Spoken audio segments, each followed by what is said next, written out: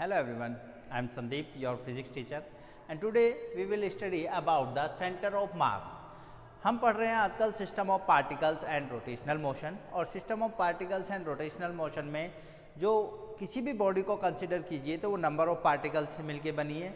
उस बॉडी का जो एक सेंटर है मासेस का, उसको कहते हैं सेंटर ऑफ मास। और इस सेंटर ऑफ मास को कैसे डिफाइन करते हैं कि वो पॉइंट या वो सेंटर पॉइंट या वो सेंटर ऑफ मास जिस पर कि पूरी बॉडी का मास कॉन्सेंट्रेट करता है, उसे कहते हैं centre of mass. A point on a object where the whole mass of the object concentrate, clear, that is called centre of mass. और how can we find out the centre of mass? To find, सबसे पहले देखिए, centre of mass of two mass particle। अगर two masses particles की बात करें, suppose कीजिए that was the origin, और यहाँ पर दो मासेस हैं, दैट इज m1 और m2। अब ये मासेस m1 और m2 की जो ओरिजिन से जो डिस्टेंस है या हम पोजीशन कहें, दैट वाज r1, और सिमिलरली जो दूसरे मास की पोजीशन है दैट इज r2। अब सेंटर ऑफ मास की बात कर रहे हैं तो इन दोनों मासेस का जो सेंटर ऑफ मास होगा वो कहीं इस बीच में लाइज करेगा, ठीक है। तो सपोज कीजिए कि जो सेंटर ऑफ मास है उसकी पोजीशन r है, that was the position of centre of mass, और इसे कहेंगे हम, डिनोट करते हैं cm से, centre of mass. Centre of मास किनका? ये दो पार्टिकल्स m1 और m2। तो सेंटर ऑफ मास किसी भी ऑब्जेक्ट का, अगर हम रेक्टेंगुलर ले, कोई रेक्टेंगुलर है और ये यूनिफॉर्मली मास डिस्ट्रीब्यूशन है, यानी कि मास हर जगह सेम है, इसका हर तरीके से इसमें डिस्ट्रीब्यूटेड है, तो इसका सेंटर ऑफ मास ठीक बीच में रहेगा। लेकिन अगर हम इसी में एक हैमर कंसिडर करें, ठीक है, और यहाँ पर ये वुडन है और ये है आयरन, तो नंबर मैक्सिमम मास इस तरफ है, तो सेंटर ऑफ मास क्या हो जाएगा? सेंटर ऑफ मास मैक्सिमम मास की तरफ क्या होगा? शिफ्ट होगा, और इसका जो सेंटर ऑफ मास होगा लगभग इस पॉइंट पर लाइज करेगा, राइट। तो इस तरह से हम सेंटर ऑफ मास को समझ सकते हैं, ये डिस्क्राइब कर सकते हैं। सेम एज दो मास पार्टिकल है m1 और m2, इनका मास, सेंटर ऑफ मास कहीं बीच में होगा, सेंटर पे नहीं होगा। सेंटर पे तभी हो सकता है जब दोनों मासेस इक्वल हो, right? So how can we find out the position of center of mass? For this we got the value of r is equal to the position vector of center of mass, r is equal to जो होगा that is m1 r1 plus m2 r2 upon m1 plus m2। that was the way how can we find out the position of center of mass, right? अब now if there are number of particles, अगर दो की बात ना करें, बहुत सारे particles हैं, 4 and number of particle,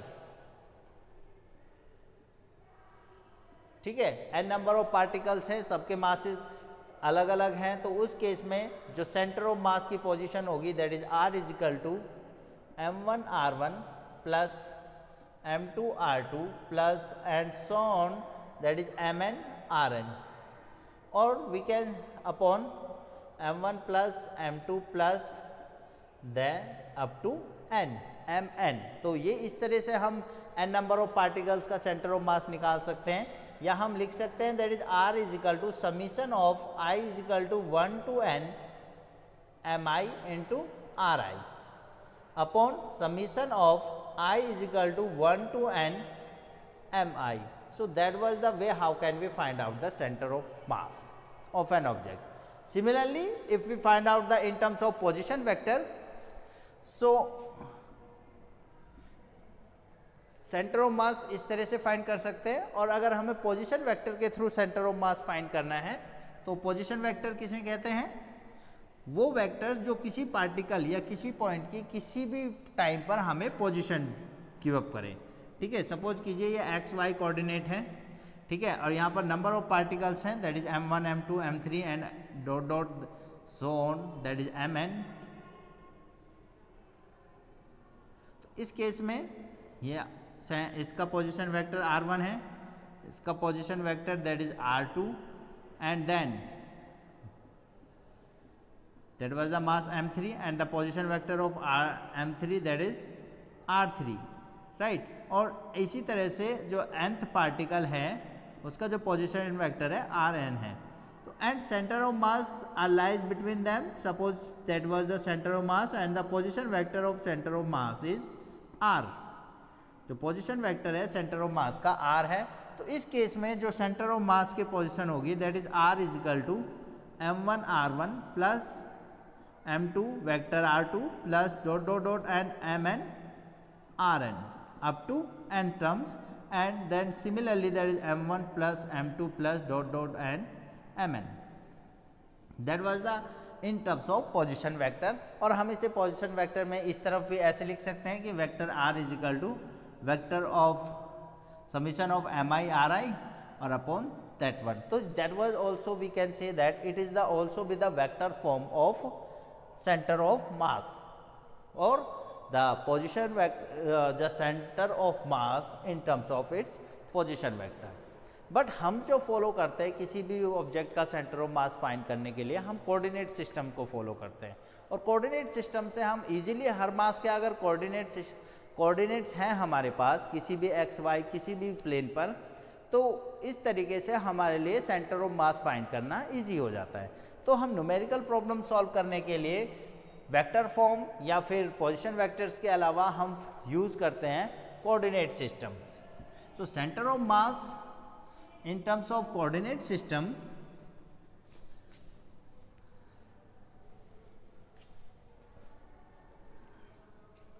for that let us consider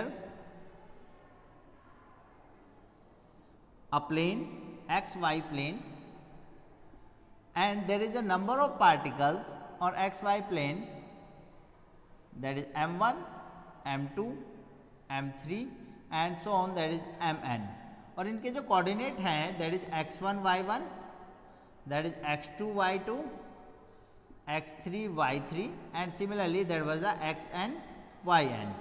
ठीक है, nth पार्टिकल है, n पार्टिकल के जो कोऑर्डिनेट्स हैं वो इस तरह से डिफाइन है। और सपोज कीजिए that was the centre of mass, और सेंटर ऑफ मास के जो कोऑर्डिनेट है x और y हैं। So how can we get the coordinate of centre of mass? तो इसके लिए हमें क्या करना पड़ेगा, the center of mass lies at the point x and y। to find the value of x is equal to m1 x1 plus m2 x2 plus dot dot dot dot and mn xn। ये x coordinate हम find कर रहे हैं centre of mass का, तो हम सिर्फ x components लेंगे, तो m1 plus m2 plus m3 plus dot dot and mn up to n तक। तो इस तरह से हम x कोऑर्डिनेट निकालेंगे। And similarly to find out the coordinate of y axis, that is y is equal to m1 y1 plus m2 y2 plus dot dot dot and mn yn upon m1 plus m2 plus dot dot and mn। That was the way how can we find out the center of mass in terms of coordinate system। तो x और value find करके हम centre of मास की position find कर सकते हैं। So that was the easy way to find out the center of mass। So on forward now we will consider about the motion of center of mass। Centre of मास अगर move कर रहा है या कोई object पूरी body move कर रही है, सपोज कीजिए that was a body, number of particles हैं, इसमें सेंटर ऑफ मास ये है, तो इस बॉडी का जो सेंटर ऑफ मास मूव कर रहा है, सपोज कीजिए हर एक पार्टिकल इस डायरेक्शन में मूव कर रहा है, बॉडी इस डायरेक्शन में, तो जो सेंटर ऑफ मास का जो मोशन है या जो फोर्स एक्ट हो रहा है, जो वेलोसिटी है, जो एक्सीलरेशन है सेंटर ऑफ मास का, वो क्या होगा, वो सभी मासिस पार्टिकल के सम के इक्वल होगा। अगर सपोज करो हम टोटल फोर्स फाइंड कर रहे हैं सेंटर ऑफ मास पर, तो वो टोटल फोर्स किसके बराबर होगा सेंटर ऑफ मास पर, the sum of the forces on individual particles. Let's prove that.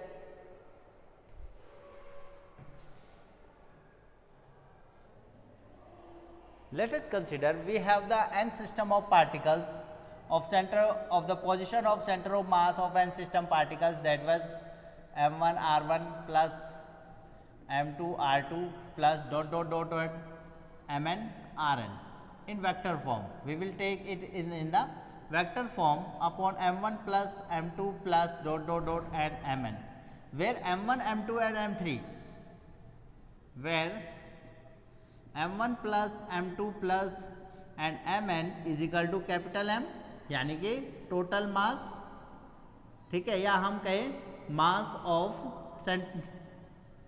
या हम कहें सेंटर ऑफ मास. तो यहाँ से जो आएगा that is m into r is equal to m1 r1 plus m2 r2 plus and so on mn rn, right?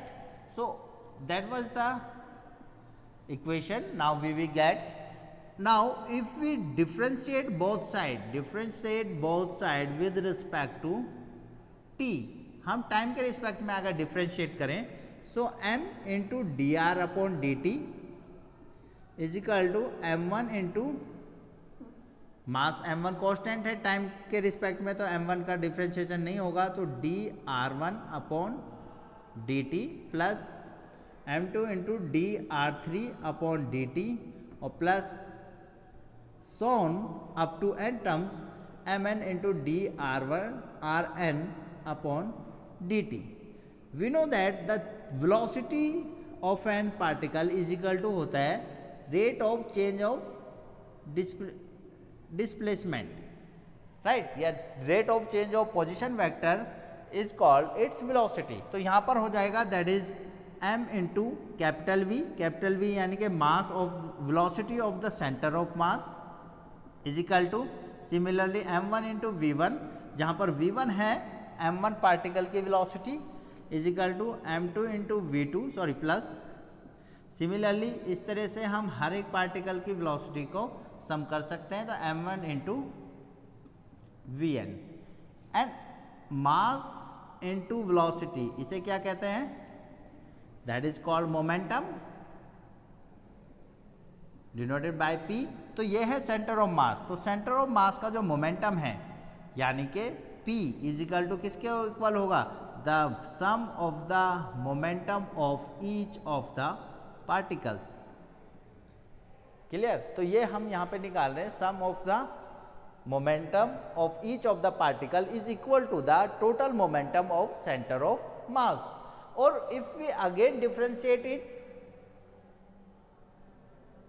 Again differentiate both side with respect to t, अगर time के respect में again differentiate करें तो ये हो जाएगा dp upon dt is equal to dp1 upon dt plus dp2 upon dt और plus dot dot dot and dpn upon dt.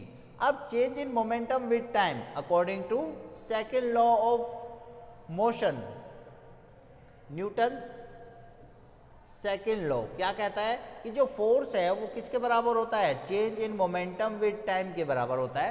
तो हम ये कह सकते हैं that was the F, capital F यानी कि force on the centre of mass. F ये सेंटर ऑफ मास का ही मोमेंटम है, तो उसके चेंज में जो फोर्स आएगा, सॉरी जो चेंज आएगा मोमेंटम में वो F के बराबर होगा. तो that is equal to the F1 plus F2 plus dot dot dot and Fn. तो हम कह सकते हैं कि जो सेंटर ऑफ मास पर जो फोर्स एक्ट होगा वो किसके इक्वल होगा, that is equal to the sum of the individual forces on each particle. तो यहाँ से हम सेंटर ऑफ मास को डिफाइन कर सकते हैं अगेन कि सेंटर ऑफ मास वो पॉइंट है जिस पे किसी बॉडी का पूरा मास कॉन्सेंट्रेट कर रहा है. And one more things is that कि सेंटर ऑफ मास का जो मोशन है वो पूरी बॉडी का मोशन के इक्वल होगा. जो पूरी बॉडी पर जो फोर्स लग रहा है यानी कि हर एक पार्टिकल के पर जो फोर्स लग रहा है उनके सम के बराबर ही सेंटर ऑफ मास पर जो फोर्स एक्ट हो रहा है उसको मानेंगे, सेम एज मोमेंटम भी. ठीक है, तो इस तरह से हम सेंटर ऑफ मास के मोशन को डिफाइन कर सकते हैं. Right class? सो अगर आपको कुछ भी डाउट्स हैं regarding this then you can contact with me. Thank you.